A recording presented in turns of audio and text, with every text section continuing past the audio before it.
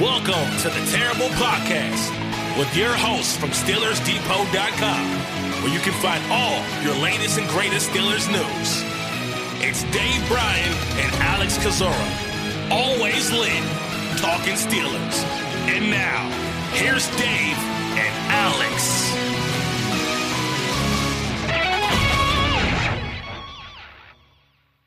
Welcome to the Terrible Podcast, Season 13, Episode 77. He's Dave Bryan. I'm Alex Kozora, SteelersDepot.com. Thanks for being back with us here this Friday, Steelers Nation, getting ready for what should be an exciting slate of games this divisional weekend. Dave, how you doing? Doing good on this Friday, and happy Friday to everybody that's listening. And just, quick shout out. We don't do it enough, probably at the top of the show. We try to do it at into some shows and all like that. But shout out to, just the listeners and readers. I mean, just fantastic. It's amazing when you look at the traffic on the site and, the overall numbers of the listenership, well after a week into the offseason here, and how strong, in fact, numbers seem to even be getting better here since maybe people are glad the season's over with. Now, obviously, there's been some news, the whole offensive coordinator thing and all like that. And at some point, it'll probably start dipping down a little bit here. But shout out to you if you go to SteelersDepot.com and on a regular basis. And also, if you are a regular listener to this show, we certainly do appreciate you. Absolutely. And let's get into the big news of the day, Dave, with some seemingly coaching finality to the Pittsburgh Steelers coaching staff. The Steelers, just, I believe, shortly after we spoke on Wednesday, it was reported. Of course. Yeah, because that's just how this thing goes. It was reported and then confirmed by the team that Matt Canada will remain as Pittsburgh Steelers offensive coordinator. And so that is the final decision, which is the way things had seemed to be trending. There was that report Tuesday that Tomlin hadn't made any final coaching decisions due to some sort of personal issue, but that seems to be, I guess, relatively minor, and the decision was essentially already made by that point that Canada will stay. So like it or not, and I know that 98% of people don't like it, but Matt Canada will be the OC in 2023. Nobody knew anything, what was going to happen. It was just speculation all this time. Ray Fittipaldi's saying he's going to get fired. It seemed like every 3 days or something there was something along the lines of he's going to be retained, he's going to go, and nobody knew overall how this thing was going to turn out. But I'll tell you this: once you started to put, once we started talking more about the contract and all like that, you start looking back at the history and things, my view started to go from, I don't know what's going to happen to, where did I end up at 61% or whatnot, that he was probably going to stay. But even so, I wasn't fully convinced it was going to go one way or the other there. So now what are we supposed to do, Alex? Are we supposed to spend the next hour here bitching about it, or no.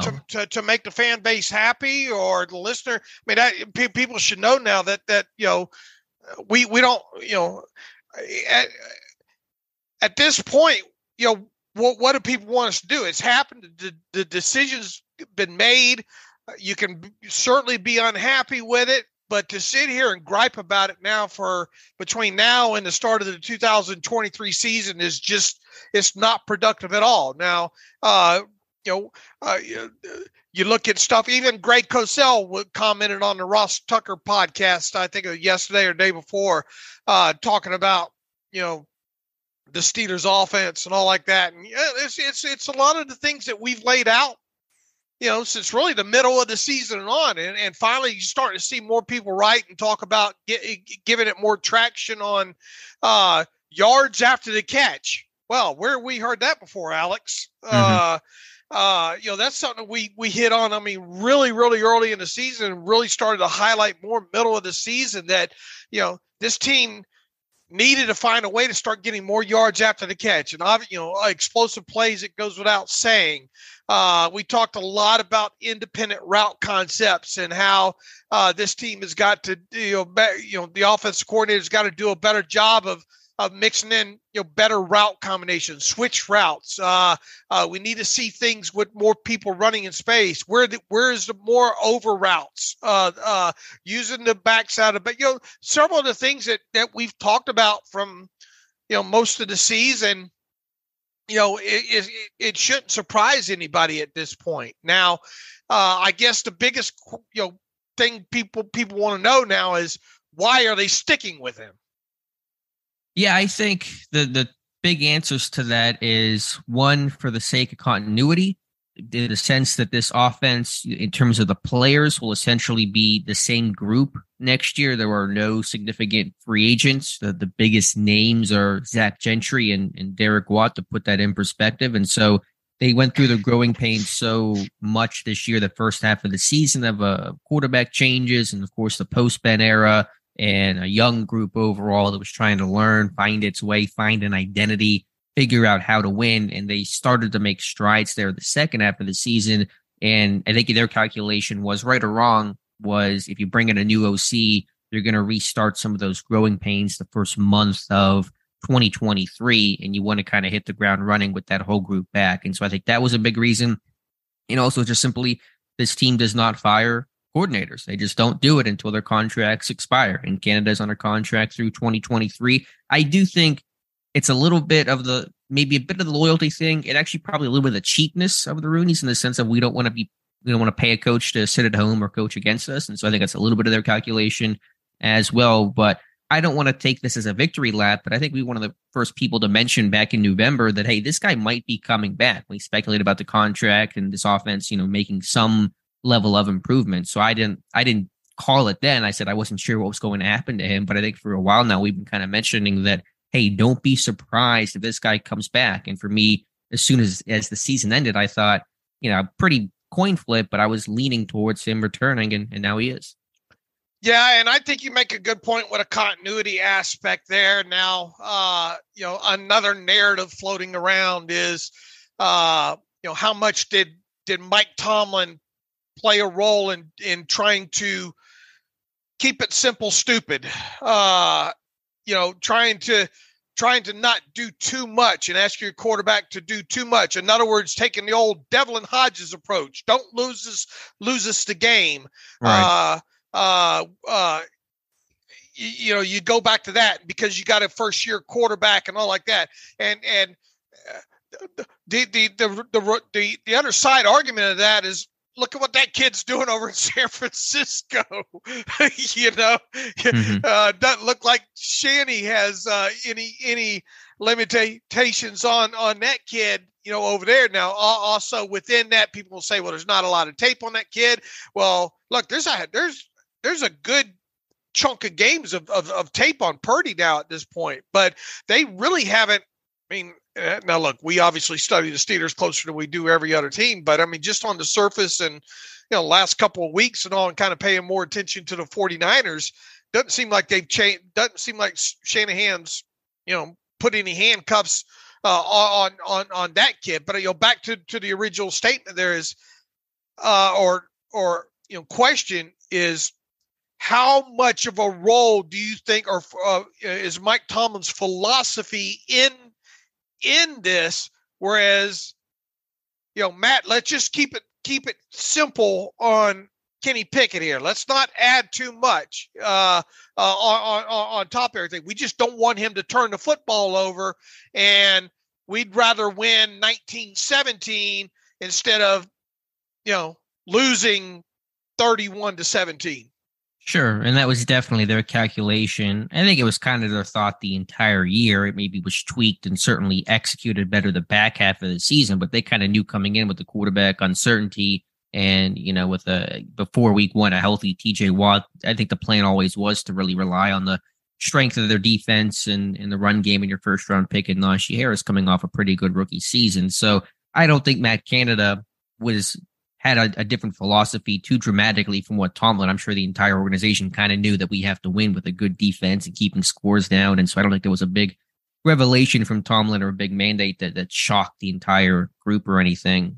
So I understand why they did what they did. I guess the real focus for 2023 is just, okay, we understood that's what it took to win or compete in 2022. What can you do to build off of that and evolve? And ultimately, my article yesterday was, to use the Tomlin phrase that he's become pretty fond of, it's time to land the plane. We can stop talking about excuses and stop talking about getting better and making progress. The offense will be back almost in its entirety. Canada's back. Pickett will be the guy going in, coming off a couple of good weeks to end his rookie season. It's time to actually produce. Put up or shut up. That is the only thing that matters in 2023. We need to score more points. That is burned in my memory from every Thursday. And you know what? They need to score more points. And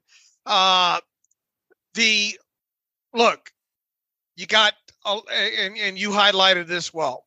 You got a nucleus of super young offense in place now. You were able to get Pickens on the field quite a bit. Obviously, Kenny Pickett played a lot of games. You ended up in a situation where I thought they really managed. If they did one thing well offensively in the second half of the season, it was managing the running back tandem back there, and that combined with the offensive line playing a little bit better. I thought that was a positive coming out of all that, and but within all that now is, you might add a piece or two to that during in the draft or in free agency, and an offensive lineman and or another wide receiver. And obviously we'll see what happens with Calvin Austin, and how much you can start getting him involved in this thing, and if he can catch the moving train, so to speak. But I mean, there should be no growing pains type excuses or anything like that. I mean, this team should be, and another thing that we hit on is, it's nice to have 13, 14, 15 play drives at certain points of the season, but you cannot rely on that. It's just not sustainable.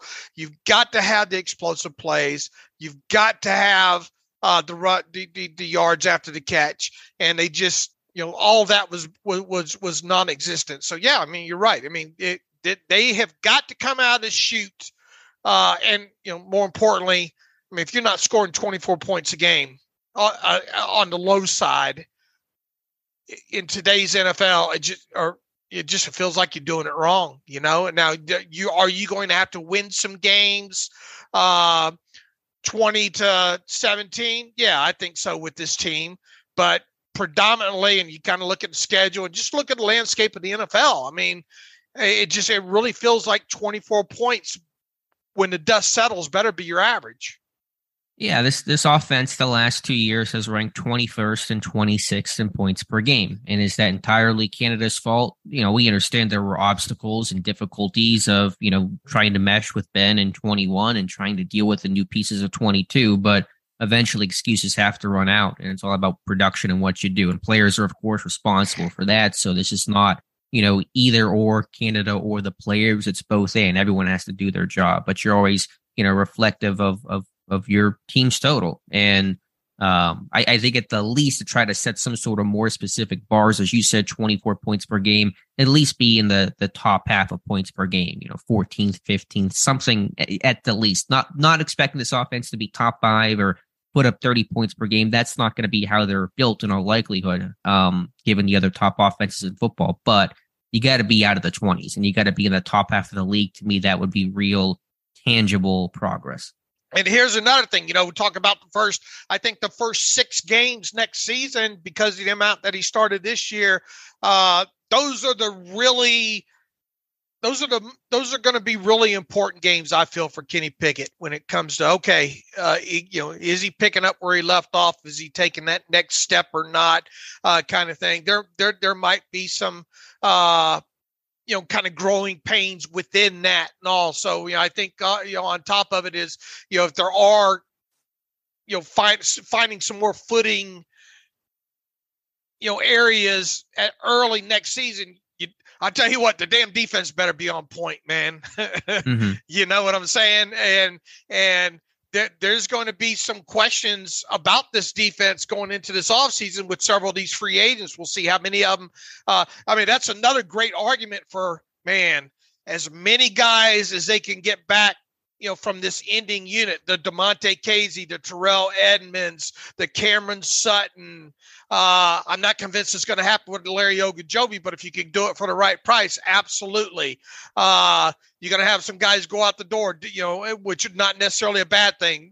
In Devin Bush, if you can get some of these key pieces back, these lower end pieces back that make up the whole, but on when they stand on themselves, they don't look all that significant. But if you can get a good portion of this defense back and keep it healthy, and then add a kick-ass young defensive lineman up front, and obviously maybe one of these young kids, Mark Robinson, or maybe you go to the draft for an inside linebacker. I think that's going to be real key in at least the first, let's say, third of next season. But from that point out, once we, they better go 4-2 in those first 6 games, I guess, and then or at worst 3-3, and then you better really start seeing it take off. At that point, better start seeing that 24 point a game average come into play there. Because I think that's the way you win in the NFL. Now, we can lay out all those parameters there. Where is your confidence level in Matt Canada getting that done? I'm not sure yet. I want to see what the whole roster looks like by the time they hit training camp, because there are going to be some additions there. I would have personally moved on from Matt Canada. I don't think he's the long-term guy. My fear and my concern, I kind of had a bit of a snarky tweet after the news that Canada was made official, that, I'm really looking forward to a year from now, Canada and this offense having a kind of year, Canada parting ways with after his contract expires, and this team looking for a new OC about this time. 1 calendar year from now. And I feel like in some sense, we're almost maybe delaying the inevitable here, because I don't know if this offense is truly going to make that jump under Matt Canada. I think there's talent and there's weapons and there's guys that will make a jump, and hopefully that's enough to really result in some serious production. But my concern is that we're just delaying this whole process by 1 year. Now everybody wants Byron Leftwich in to be some sort of consultant and all like that, they're trying to frame it as be the Brian Flores of the offense. Do people forget that you got Mike Sullivan over there? A guy that's been around the league for a while. I mean, does this offense really need another set of eyes? Does Matt Canada really need somebody else looking up over his shoulder here? I wouldn't say he needs it. It would depend on what exactly the role is. I know some people have said, well, make Leftwich the pass game coordinator. Essentially in Pittsburgh, Matt Canada is the pass game coordinator because the O-line coach handles the bulk of the run game responsibilities. At least it's how it's been for a long time. I assume it's still that way right now. It's what Mike Bunchak did in Pittsburgh, and I believe Pat Meyer's still doing the same right now. So basically the OC is handling the quarterback play in the pass game, obviously still working with the offensive line coach on the run game, but the O-line coach is kind of in charge and the de facto run game coordinator, which makes the OC the de facto pass game coordinator. And so, if you brought Leftwich in, okay, if you had a specific role and you kind of felt like it could fit. This is a pretty small coaching staff overall, so wouldn't be a bad thing to maybe add some more people, but I'm not pining for it the way that most people are. Yeah, to me, it feels like something to write about. Or talk about. Just an idea. It's just one of those floaty, vague things. Bring the guy in, and if you had a plan for him and you had a specific, reason, then I guess. But I think some people are trying to do it in the sense of, hire Leftwich, and then you can let go of Canada next year and just promote Leftwich. It feels like one of those things, which isn't the way I would expect Pittsburgh to operate. No, I wouldn't either. We'll obviously see how this goes. The longer that I really feel that if Byron Leftwich does not land another offensive coordinator spot, he's going to end up a quarterback coach somewhere, or he might take a year off. But to me, that kind of feels like the case. And do you really want a guy stay? Once again, you've got Mike Sullivan there. I just think it's going too far there. You have an assistant in David Corley, so you have an assistant quarterback coach as well. So what exactly would Leftwich add? I'm sure you could carve out a role for him, but is it a need for this team right now? I doubt it. I agree. And look, the whole Flores thing too, that was a whole different situation. The guy, Tomlin just trying to help the guy out and wanted, to me, it's just different parameters of why Flores was brought on. Sure. But maybe Tomlin saw, hey, there's value in adding this really smart coach that I didn't have a role for him exactly, but we kind of, figured it out and made it work as the year went along. Right. So I'm not 100% against it, but I'm not banging the table for it. But again, just my concern with Canada is it goes just a bit better, but still not very good next year. And then he's let go, and we're just doing this process all over. And then we're a further year in where Pickett has another year to unlearn this stuff. If you're going to make a change, I'm of the mindset of rip that Band-Aid off quickly and make it now as opposed to waiting a year, because the longer you're in the system, the harder it is to unlearn it. I understand there's concern about changing coordinators on a young quarterback and a young offense overall, but if he's not the right guy, Canada is not the guy to be the long-term person, then you're either making the change now or making the change later, and I prefer to make the change now. I think now that the season's over, you're starting to hear a lot of players harken back to the bye week, Canada, and him kind of, I guess, addressing and laying out things and on the surface. And now obviously, look, are they going to say, you know what, that wasn't good, but it seems like the conversation of the bye week is coming up unprovoked. No, they talked about that a lot. Even right after the bye week, they said about the hard conversation. I remember Najee Harris talking about, the difficult conversations and kind of the reset button they hit. So it seems like that was certainly a big turning point for this entire team. So, was it a buy-in moment? But once again, it goes back to, man, this team's going to be extremely young overall on offense. There's probably a piece or two coming, maybe via draft or free agency there. Kenny Pickett's talking about getting the guys down there in Florida. It's going to be his show now. He's obviously going to have a lot more, input. He's not new to this and all. So yeah, I mean, it is, as you stated, it is time for I don't want him to lay in the plane. I want him to take the plane to new levels, but I mean, I get your analogy there, going back to things that Mike Tomlin said, during the season and all like that. I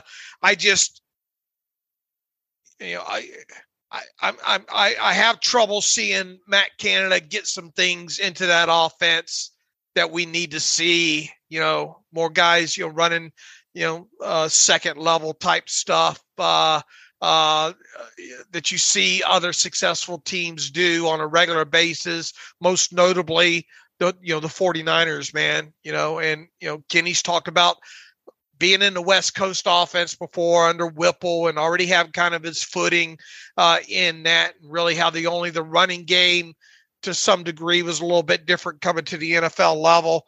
I mean, this really should be going to the next level here. Absolutely. And there's going to be obstacles and issues next year. I can almost guarantee the offensive line will not be as healthy next year as it was this year, but you can't keep making excuses every single year as a coach. You have the pieces in place. They're going to, you know what your offense is essentially. And if you add to it, it'll only make it better. You're not going to have any big subtractions and things you have to overcome.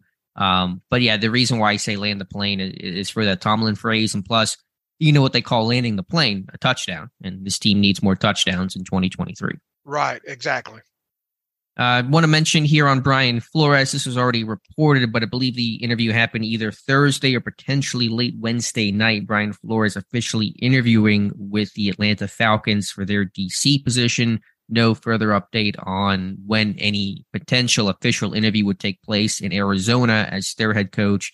So Atlanta, you can check that box on the interview. Now we wait as they interview some more people as well. And right now, really no big update on the Arizona job.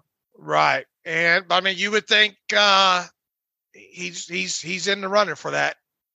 Yeah, it seems like he's still one of the favorites for the job. Now, again, what happens to Sean Payton? That's a big thing there. I've been saying for, I think, last episode or so that I believe Sean Payton is the guy that everyone's waiting on, because most of the teams with head coaching vacancies have interviewed or requested interviews with Sean Payton. And so once that gets settled, that's the first domino to fall. And once that happens, I think coaching hirings happen pretty quickly around the NFL. Right. One loss, the Pittsburgh. We should know soon, right?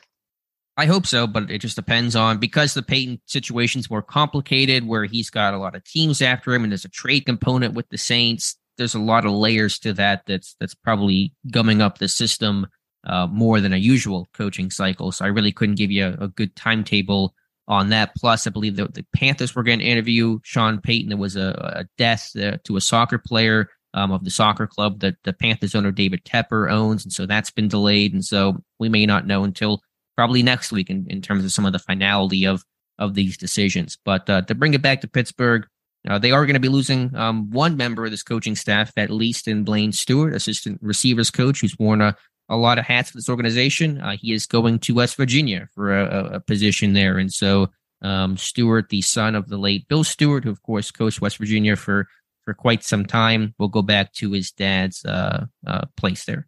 Country roads, take me home, right? Yeah, very John Denver here. I like Blaine Stewart. I'm surprised it took him this long, to be honest. I think the COVID stuff probably messed it up. I had reported back in 2020 he nearly became West Virginia's wide receiver coach then, and it fell through at the last second. And now he did not go to West Virginia. He went to James Madison, but he was a guy that kind of served as co-receivers coach in 2019 with Ray Sherman after the tragic death of Darryl Drake. Stewart also helped out Danny Smith on special teams quite a bit, so a pretty versatile guy that Pittsburgh's unfortunately losing. All right. And other than that, though, it doesn't sound like, and that's dangerous at this point of the offseason, doesn't sound like there are going to be any other changes. Right. If any, non-renewals or the contracts would have been announced by now, would have happened as you're trying to replace those guys, and some speculation about a Danny Smith retirement, but he loves football. It's all he does, and so it sounds like he'll be back next year. Okay. All right, to take it from there, Hines Ward, as the XFL is getting ready to start their season here pretty shortly. Ward, one of the XFL head coaches, he spoke with Jim Rome on the Jim Rome podcast and talked about his Hall of Fame situation and the frustration he's feeling about not being in Canton, Ohio. And I know that our stance, you and I, Dave, on Ward is pretty well understood in the Hall of Fame aspect, but I think to Ward's credit, he made probably the best arguments you can make for Hines Ward. Not even so much about the blocking, which is where I think most people turn towards. He talked about, Ward did, how successful he was in the postseason and his great postseason stats, which is absolutely true. And so he said, Ward said in his estimation that the Hall of Fame is about winners and guys who made those clutch plays. And Ward certainly made a lot of clutch plays in his career. First and foremost, when I found that interview, I thought, okay, this will be a 13, 14 minute kind of standard interview. It's 38, almost 40 minutes long, I think, in there. It is a very good interview. I mean, if you're looking for something to kind of wind down the weekend with, go search that out. Alex obviously has it linked in I think a few posts that we did coming out of that and all. But if you really want a good interview, I mean, Jim Rome really does a good job with it with Hines Ward. And I think that the thing that stuck, man, if you can't sell yourself, then who can sell you? And I think the thing that really caught my attention, I think it's about halfway through in it when he's asked about Hall of Fame and all like that. I think, and it's not new stuff. It's just, I think the way Hines Ward kind of framed his own kind of resume when it comes to potentially being in the Hall of Fame. I mean, I think he did a really, really good job, and it is very hard to argue against a lot of the things that he said. Well, most of the things that he said, he did make sure. Look, I'm not first team, but it's, what do you say? Twice second team All Pro and all like that. And I mean, he did a good job with framing it. Now, people say, "Oh, well, all that," and Dave and Alex, you guys still hate Hines Ward. We don't hate Hines Ward, people. We would love nothing more to see Hines Ward get in the Hall of Fame. Just the whole logjam thing and a lot of the other aspects of the not having the first team. Look, if you could say a lot of the things, that Hines Ward said about maybe some other position groups, and it's still going to probably translate where it's going to be tough for those guys to get in. Now, the argument against is, well, there's so many there's so many wide receivers, and that's what makes it hard.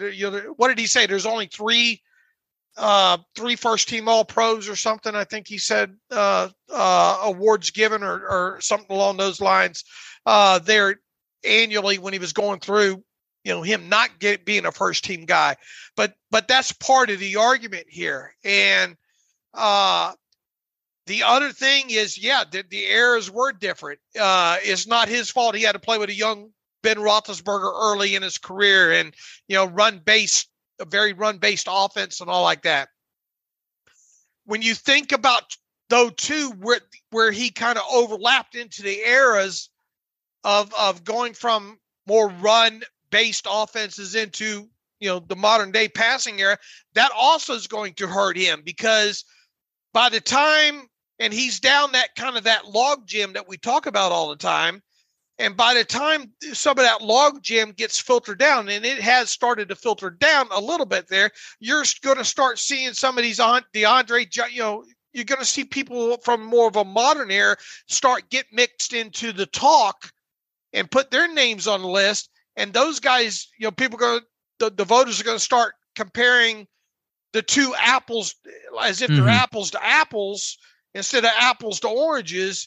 And then that's just going to, continue to hurt Hines Ward, I think. And it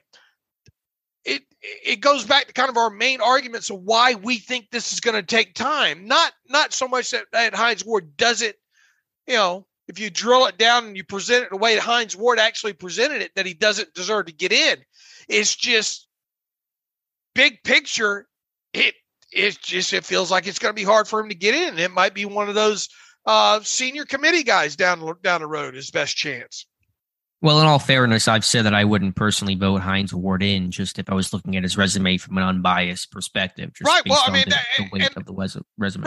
Right. And I feel the same based on everything that we just said, because of the first team and because of where he ranked, because he never truly considered one of the top wide receivers in the league in any given year, Right. Yeah, I want to make that clear. But to Ward's point, and again, focusing on what he did in the postseason, all time, he's 7th in playoff receptions. He's 9th in receiving yards. He's tied 5th all time with 10 playoff receiving touchdowns, and of course had the big one in Super Bowl XL, that 43-yard catch from Antoine Randall. So point well taken there. But just to put the numbers to the point that you're making, this year in this year's class, 7 of the 28 semifinalists were wide receivers, and then Ward losing out to Torrey Holt, Andre Johnson, Reggie Wayne, even Devin Hester, if you want to call him return man, corner, receiver, whatever. Not all those guys will get in, and so we can presume that those guys will probably remain ahead of Ward for the foreseeable future. And then, as you said, when every year new guys get added, new guys become eligible, it's just a logjam that you can never escape from. It's a little like offensive lineman where it takes a long time for these guys to filter through. And for Ward, I think he's just kind of stuck right now.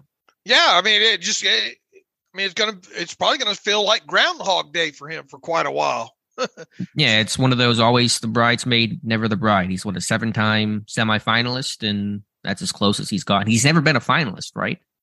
I don't believe he has he? I'd have to check. It's always a semifinalist, and then it gets cut down from there, and he doesn't make the list. Right. And the moment that and it might come, is there in the next few years, because of kind of this new influx of, the guys that played and came into the league maybe slightly ahead of him, or a few years after him, is there going to come a time in the next couple of years where he's not even making the semifinalist list? And when that happens, you really start falling off the map. Sure. How long can you be on a ballot for anyway? Is it 10 years?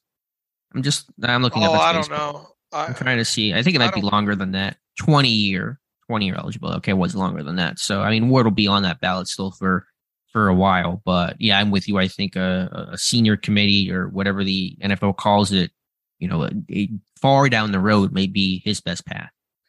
Look, if he's going to end up making it, he's really going to have someone in there be able to sell him extremely hard. And then, How much is this the Steeler bias real at this point because of how many they got in, early on, from the 70s and all like that?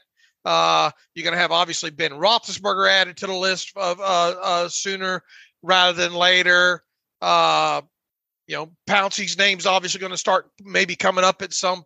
It's going to be one of those. It's always going to be something.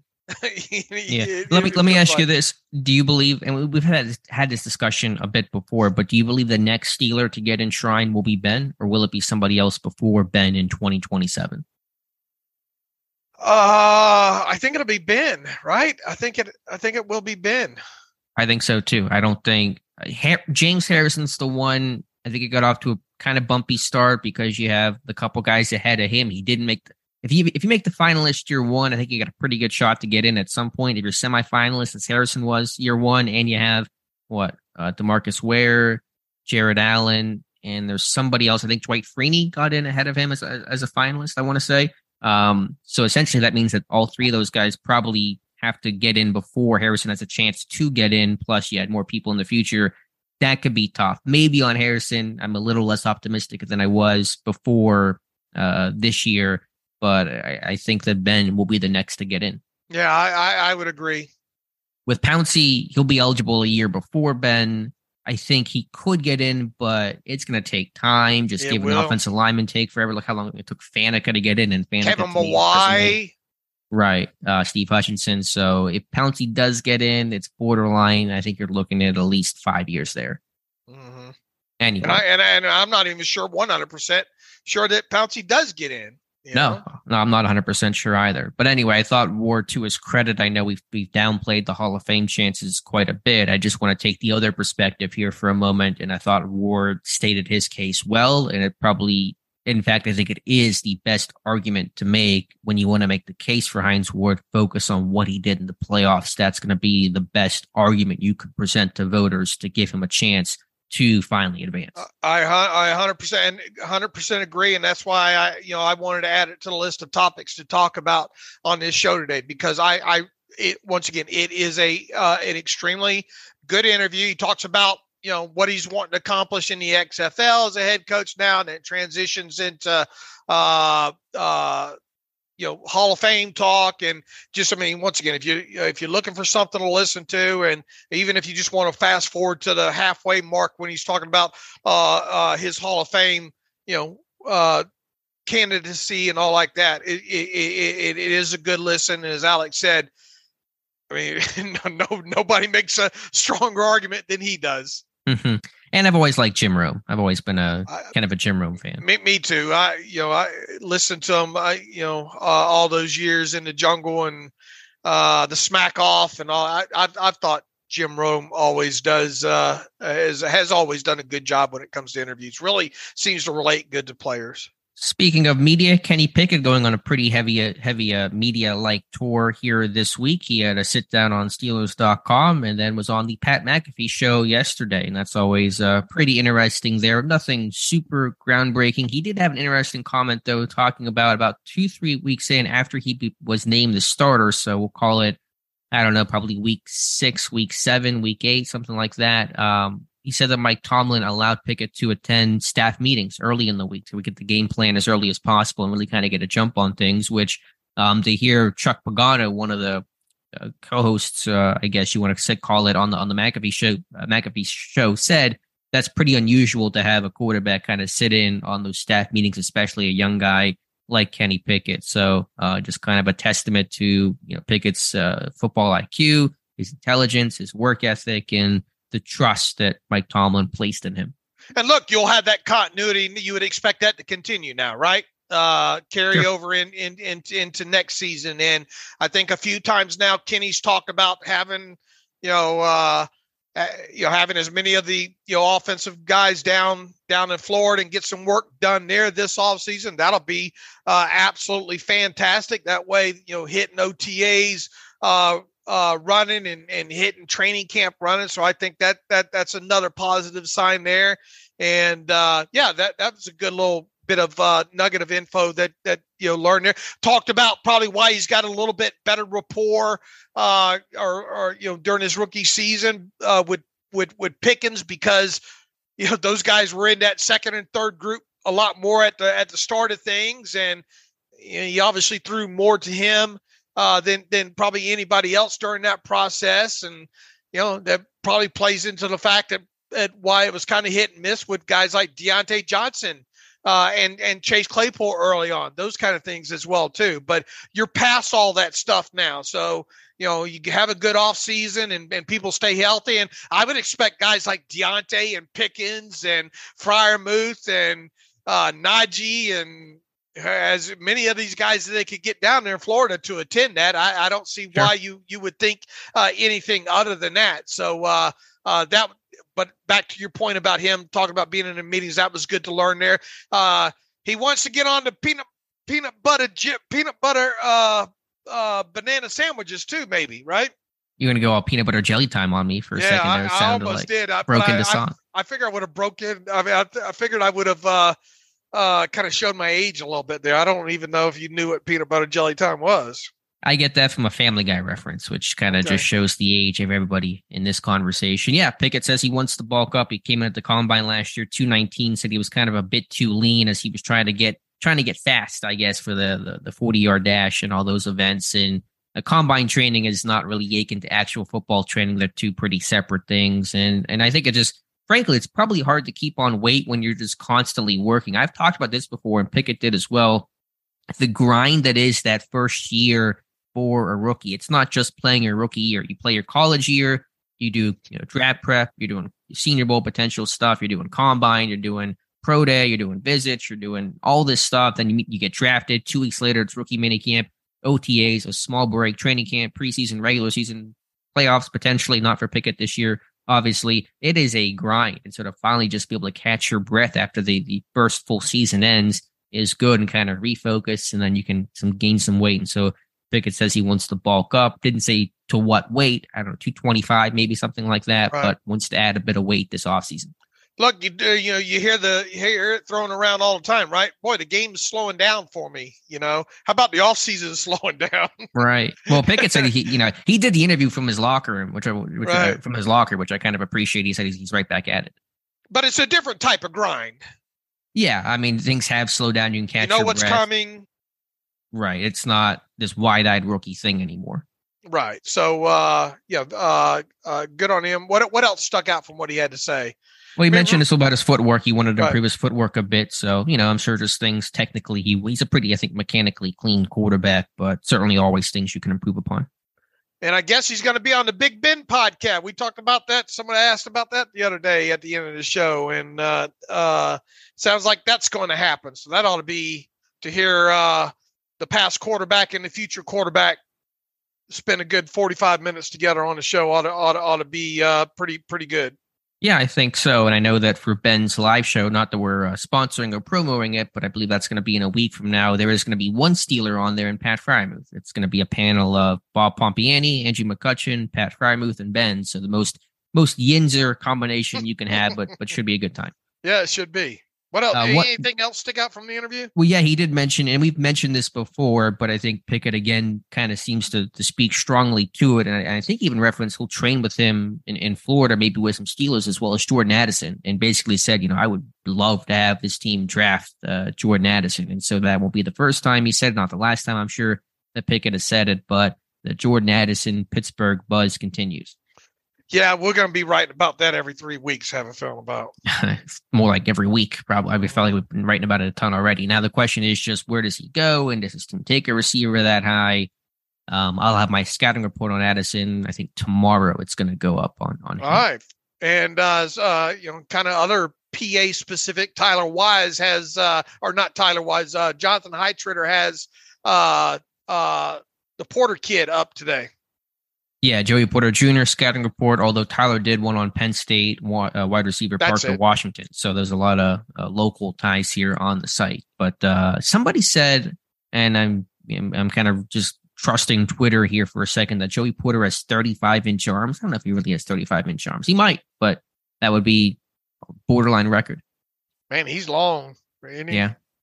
I think so. I see that long is the question, but interesting note there. But Joey Porter Jr., Jordan Addison playing all the Steelers' greatest hits here when we're talking about potential mock drafts.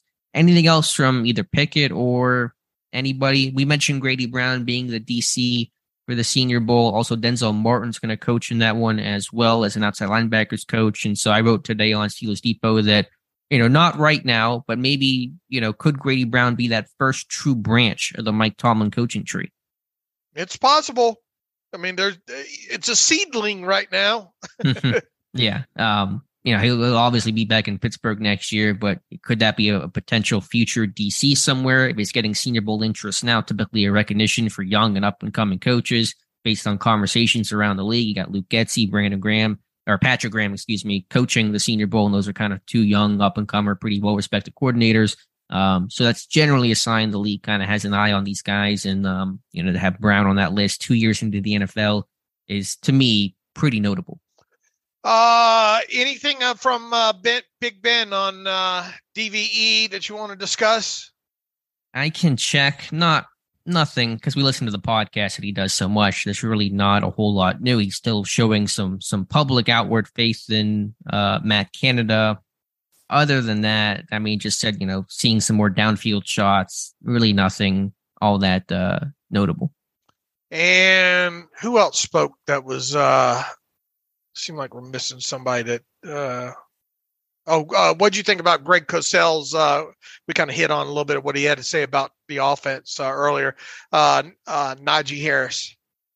Yeah, he's been pretty critical of Harris throughout. He called him pedestrian back in October, I think it was. And so, Cosell's a guy that values some of the big explosive plays that you've talked about. And so he, questioned if Harris could really be that guy. But I like the setup with Harris and Warren, and obviously Harris is going to be the starting back next year. I think the benefit is the kind of the thunder and lightning combination. As I've said right from the get-go, one of my major concerns about Najee Harris was the explosive play aspect, that you just probably not going to get that from him. He probably is going to end up being who he was in college as far as that production goes. Whereas Jaylen Warren, I think, gives you the more likelihood to bust off, 20 yards at a time, whether it be via a run or via a catch out of the backfield or something along those lines. I think the two of them together makes Najee better, if that makes sense. Oh, yeah, 100%. I agree. I think, even though in some sense it's counterintuitive because Warren was taking snaps away from Najee Harris, reducing his role, not making Harris a workhorse back, every down back anymore. It's a good thing for Harris and for this offense and for this run game because it kept Harris fresh and didn't put so much on his shoulders to grind him down by game's end or by season's end. So I understand Cosell's point and your point about Harris and not being a big play back, and he's never going to be that kind of guy. But I still think, one half of the component of what creates big plays in the run game is that extra outside perimeter blocking by tight ends, by wide receivers. Oftentimes, what those guys do is they're as much responsible for the big play as the actual back is. I actually was going through, and I might do a video on this. I kind of had an idea a couple weeks ago. I was watching old Le'Veon Bell highlights, and Bell was never a big play, 4-3 kind of guy. But I was watching some of his longest runs, and you would go watch, see these receivers and tight ends block downfield and provide those key blocks that allow the 20-plus yard runs to happen. And so, again, Harris is never going to be that guy that's going to lead the league in that category. But I think what receivers and tight ends and even offensive linemen downfield do is as responsible for big run plays as the actual back himself. Well, when you're dealing with backs like that, yeah, I think so. But I mean, there are other running backs around the league that are able to create explosive plays more regularly without that extra additive on it. Sure. No, of course. I mean, but, J.K. Dobbins can create bigger plays than Najee Harris 1-to-1. But I think for any system, any run game, if you can get the downfield blocking by receivers and tight ends and linemen, you're going to have a better chance to get big plays. Okay. I mean, it happened under Le'Veon Bell. So, and that wasn't because Bell was a crazy fast back. It was Marquise Pouncey running 40 yards downfield to provide blocks. And, you had, just some of those guys to really kind of put that extra effort in to provide those blocks. Well, one of my biggest, things I was critical about Le'Veon Bell for all those years was the explosive plays, Right. But he had more than what Harris has had, which is, Harris's numbers pretty. I mean, he's got 7 runs of 20 plus yards over his 2 years. That's like 1.2% of his carries. And I think he had just 1 this year of 20 plus yards, if I'm not mistaken. But anyway, anything else you want to talk about, Dave? Anything else on your mind? Did we hit all the topics? No international games this year for the Steelers. The NFL released on yesterday, Thursday, the designated teams that will play in England and Germany in 2023. All 5 of those teams, AFC teams, by the way. Bills, Titans, and Jaguars will play in London, and I think the Chiefs and the Patriots will be the home teams for the 2 games in Germany.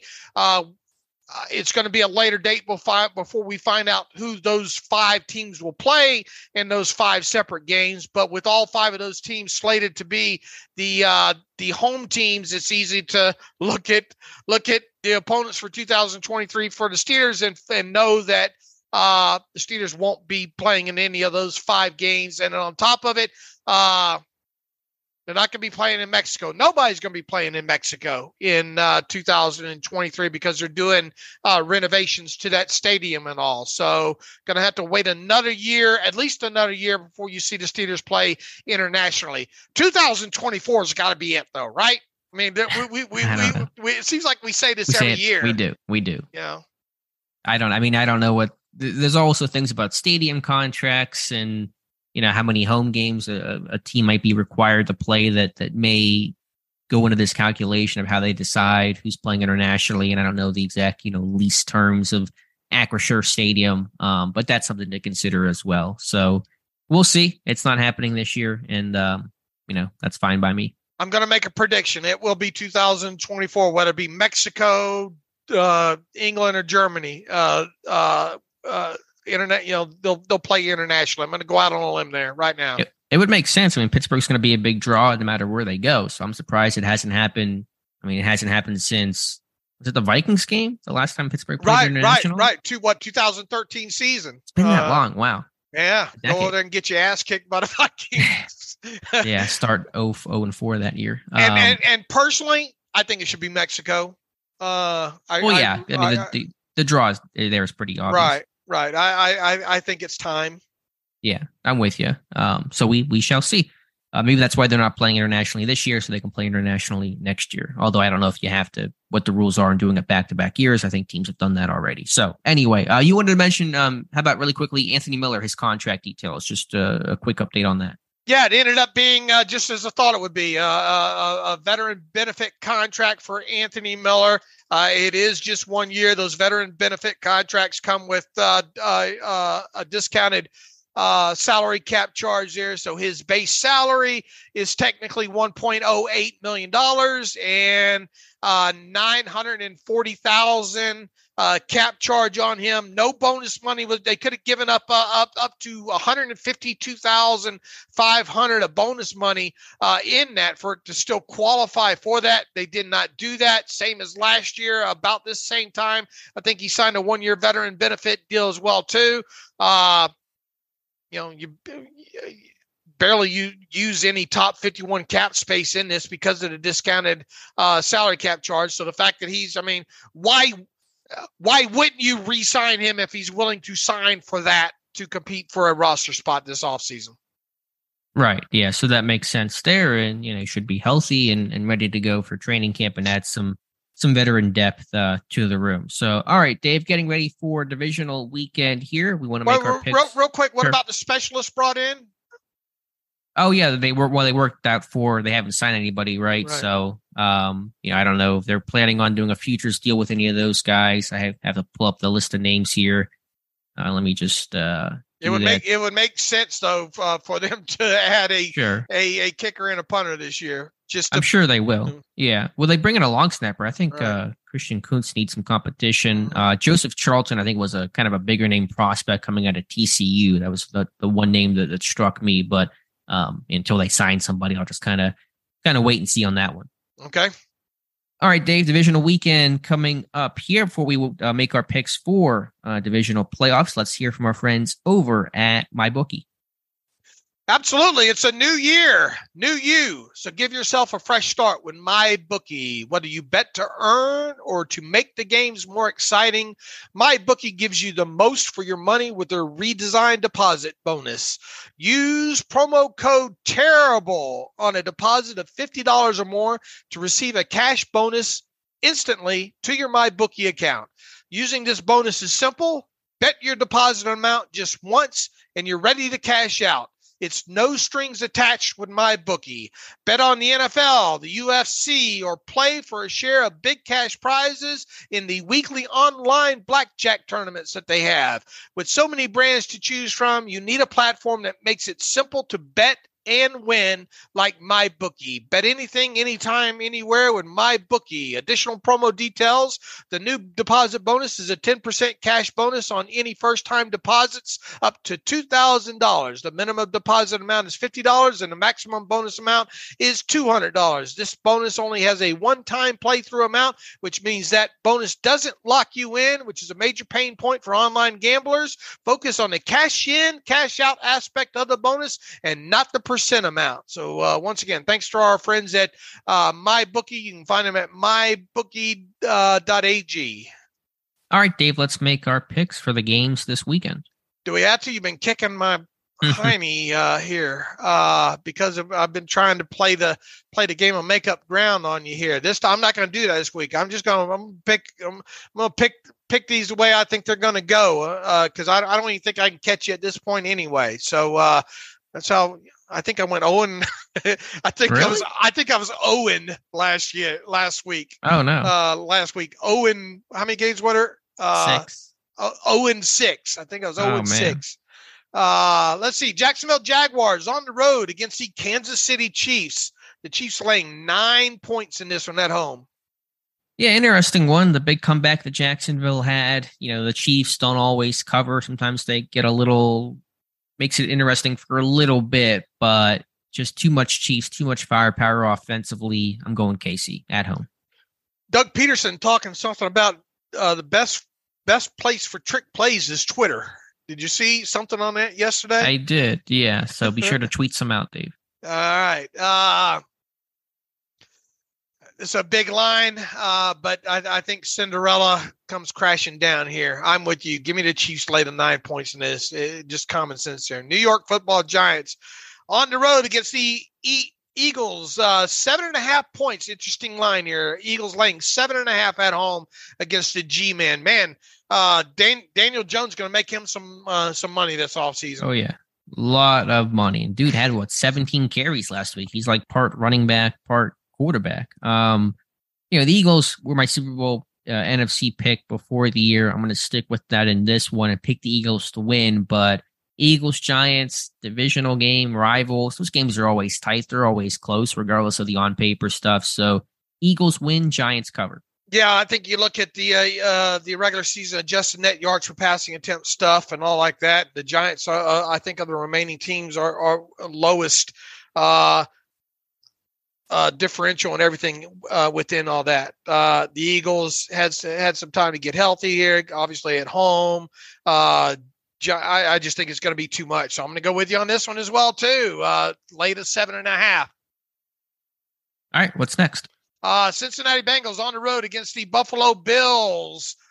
5.5. Interesting line here. Bills laying 5.5 at home against the Bengals. Well, that's a bigger line than I thought it would be. This one is going to be an emotional game for a lot of reasons. All the obvious ones of the Week 16 or Week 17 game that was canceled after what happened to Damar Hamlin.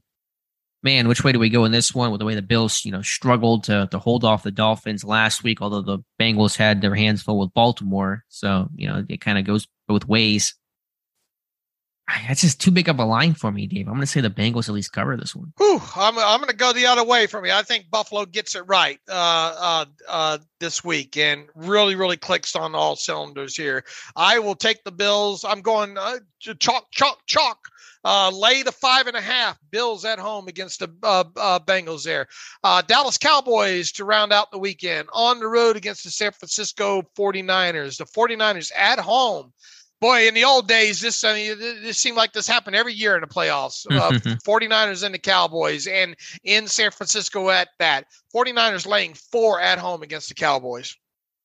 Yeah, this one's still tough to gauge. The 49ers just have such a well-oiled system. I did pick against the Cowboys last week, and I definitely got that one extremely, extremely wrong. Man, this one's tough. Probably the toughest call I've had to make here so far. I'll lean San Francisco.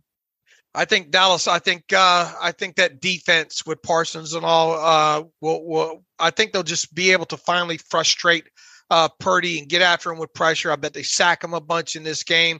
Maybe get a turnover or two or something like this. I think Dallas not only covers this. I think Dallas wins it outright here on the road. So I will take those 4 points and go that way. All right, that sounds good. We will see what happens. Dave, before we close out today's show, let's get to a couple of reader emails. All right. I don't know if we have all that many in here this time around. Let's look here real quick. All right. Arthur Elliott writes in, listening to the show over the last couple of months, I think we are in agreement that the defense should be the focus of this draft, especially early. That being said, I was curious what your take is on the team going after Jordan Addison or Michael Mayer. I think Addison has that no crap speed you talk about, and I think Mayer could be another tight end that can help the passing game, but also be a stronger blocker than Pat.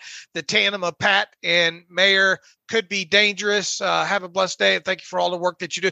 Man, I tell you, I probably have watched one full game of Mayer. I obviously know who he is because he's top ranked, one of the top ranked tight ends in this year's class and all.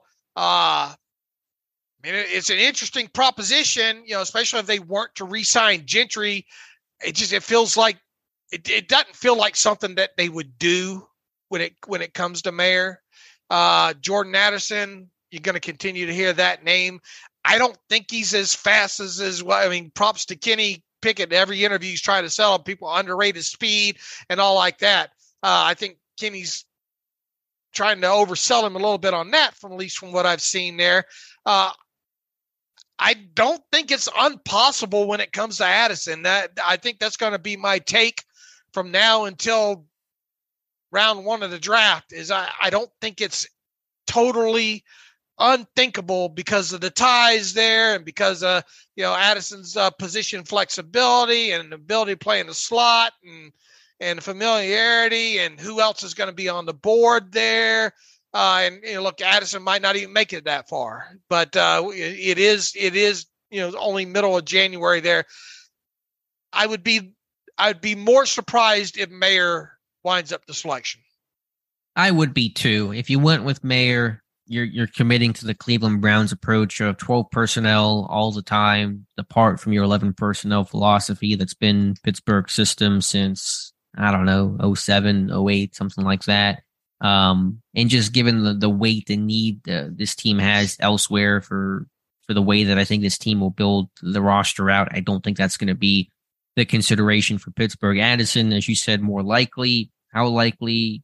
I'm not quite sure, and I will be interested to see what he runs. I'm with you. I felt like he was a higher 4.4s kind of guy when I went through his tape, but Kenny Pickett saying this guy might chalk people, so we'll just have to wait and see.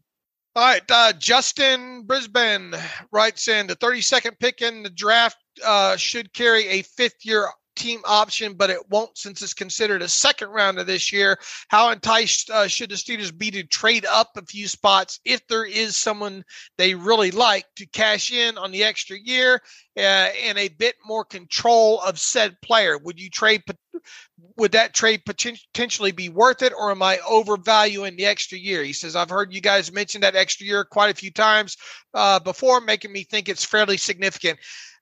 Yeah, I haven't drilled down into how much of added value there is from, let's even say, a jump of 2 spots up in, where you are getting control of that 5th-year option there.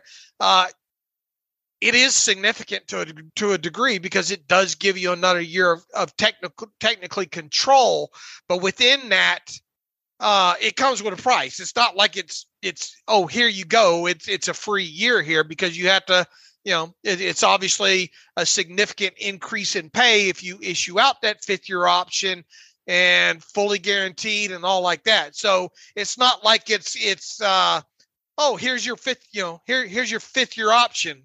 Man, it comes with a cost, but within all that, I don't have a great answer of telling you, Justin, of trying to calculate how much it's worth. And I think the root of your question here is, how enticed should the Steelers be to trade up a few spots?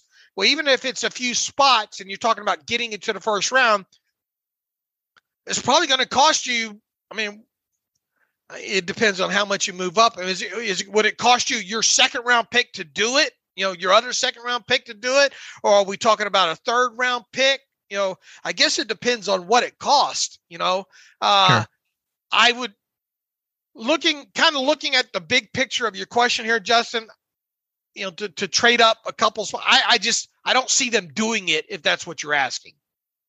Yeah. I mean, I really can't answer if they're going to do it or not, because we're all just talking in vague, in a vacuum right now. We harp on the difference because it is the big difference. 5th-year option versus, no 5th-year option. That's kind of the significance whenever you exit round 1. But to me, it's less about that and more about the player himself. Right. Focus on the player, not focus on, those other external kind of factors. There's a benefit to it. There's a cost to it, as you laid out. But would they do it?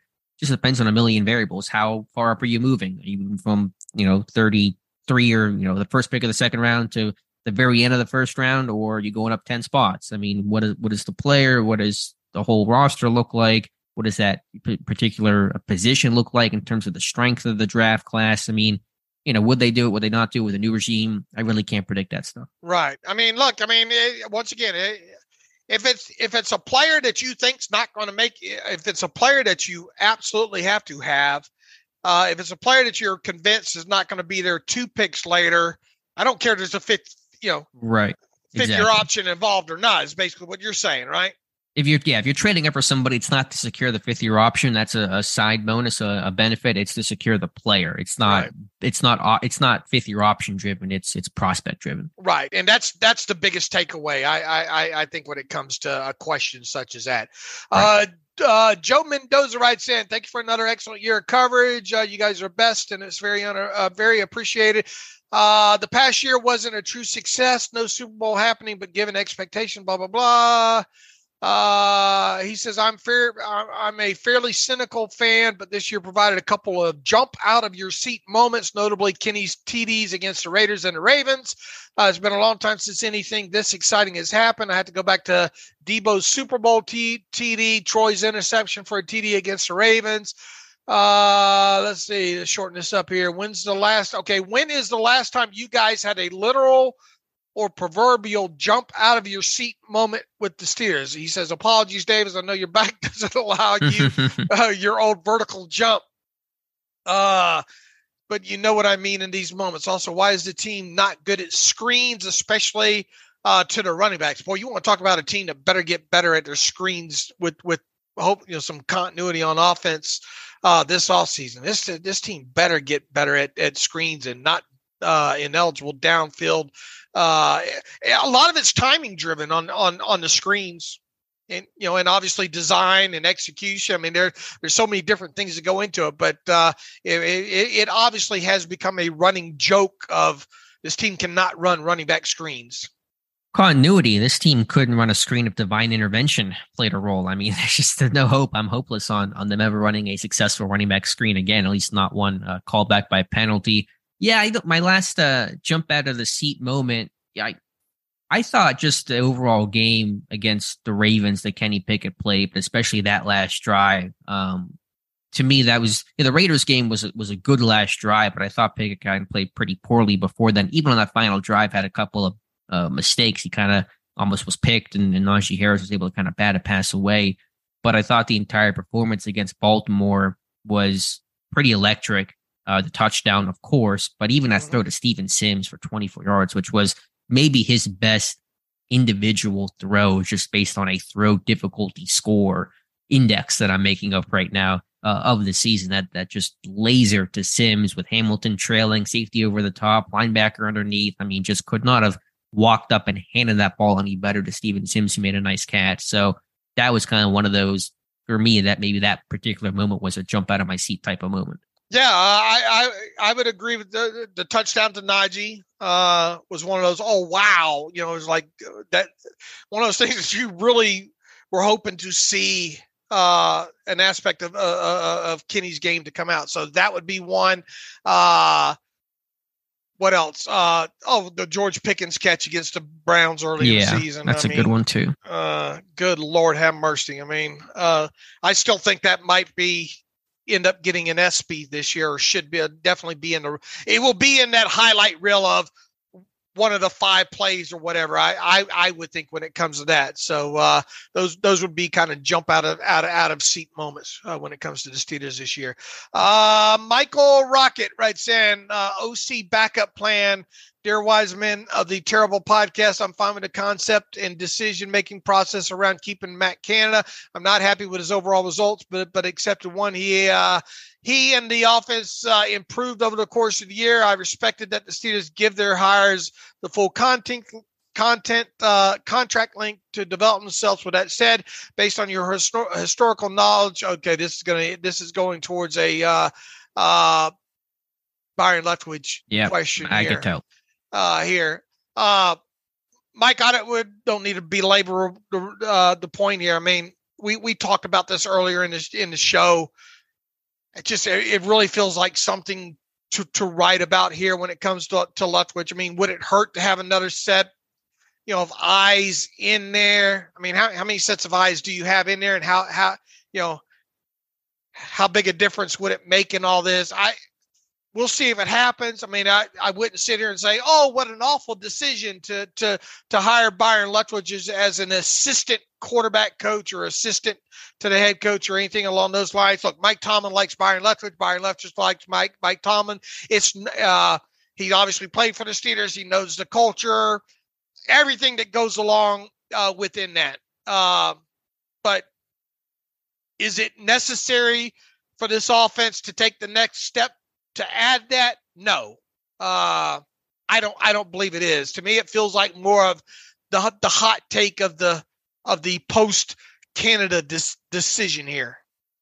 I just dislike the framing of even the question there of the OC backup plan. I just think that's a really bad way to have a process and to let a guy work. If Canada's returning, then you're confident in Canada and don't have the appearance of moves, at least in the way that it's being framed of, we're getting ready for your replacement just in case. And I'm not saying that hiring Byron Leftwich to Pittsburgh actually did that would indicate that.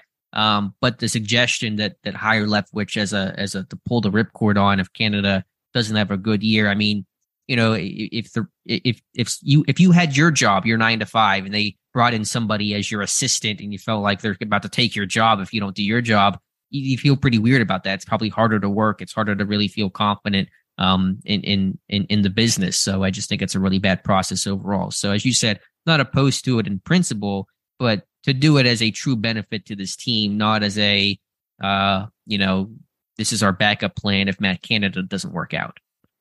Bryce wants to know, out of all their snaps, who averaged the most successful run rates during the season, Warren or Harris? I think those two were really, really. I don't have it in front of me, Bryce. What I'll tell you this. I think and didn't Clayton just had an article on the site about this, about different metrics there and run success rates across the league there. And I think the Steelers were somewhere around 54% and all like that. as the season progressed and especially post-bye, it became more and more apparent that this team was running more successfully. And look, successful runs are determined obviously on down and distance. So, you're looking for, 4.5 yards on 1st and 10 or more. You're looking for 50% of yards on 2nd down or more. And obviously on 3rd and 4th down, you're wanting 100% of the yards needed.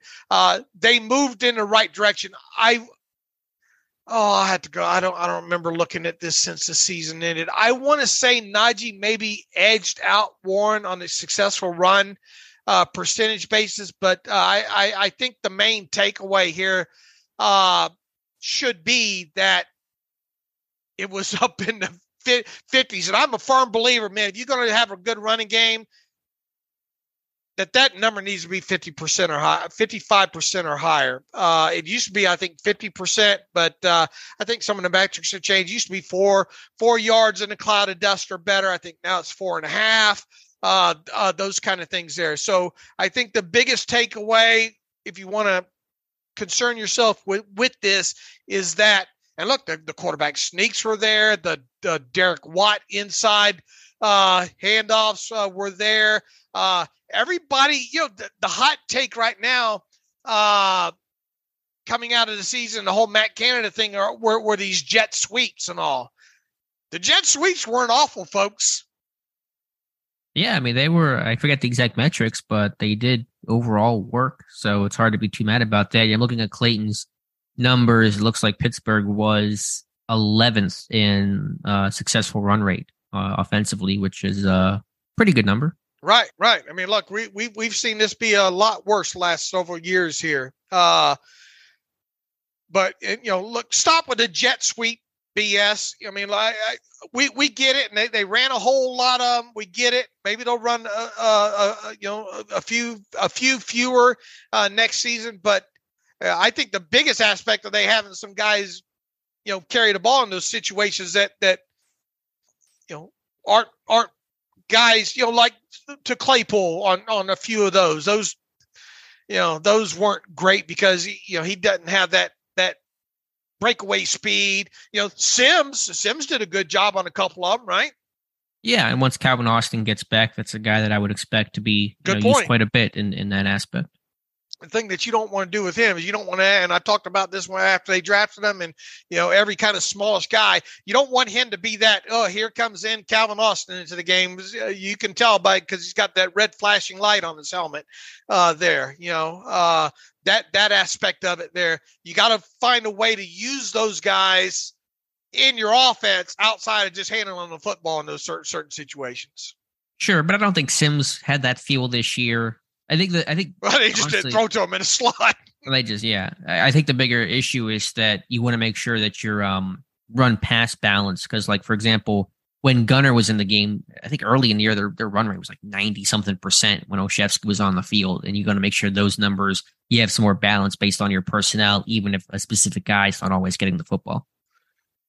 All right. I think we hit all the questions there. It ended up being a few more than I thought that we had there. Would you like to add anything before we close this out? What are we, about an hour and 15 minutes here? Yeah, we're on good pace today, so wrap things up, see what the weekend brings us, watch some playoff football, and then come back Monday. We will do that. We will recap the divisional round. We will see what else happens during this weekend. We don't know if the Rooney bat signal is going to go up here pretty soon.